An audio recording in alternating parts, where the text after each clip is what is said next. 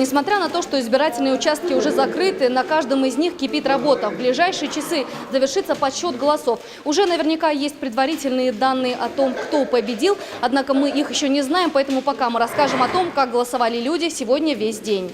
Сегодня голосовали только жители Владикавказа. Это основное правило выборов. В Центральной избирательной комиссии отметили достаточно высокую явку. Свой голос за того или иного кандидата отдали около 50% горожан. Несмотря на благополучные отзывы о том, что голосование проходит спокойно, без скандалов и на этот раз не обошлось.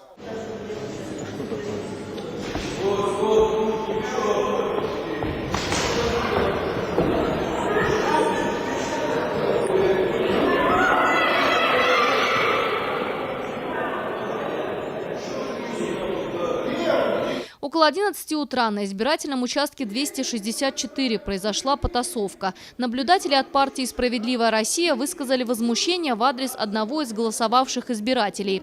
Эсеры набросились на мужчину и обвинили во вбрасывании бюллетеней в урну. Чтобы успокоить толпу, члены комиссии вызвали полицию.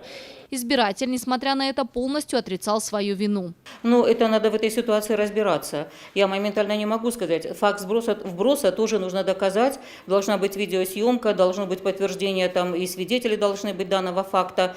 И этот вопрос уже будет решаться либо в суде, либо он будет решаться нами в зависимости от ситуации. Говорить, кто победил, а кто остался без нужного количества голосов, еще рано. Окончательные результаты выборов станут известны не раньше, чем через неделю. Ну а пока мы можем лишь ссылаться на цифры экзит-полов. Итак, по предварительным данным сторонников «Единой России» оказалось свыше 50%.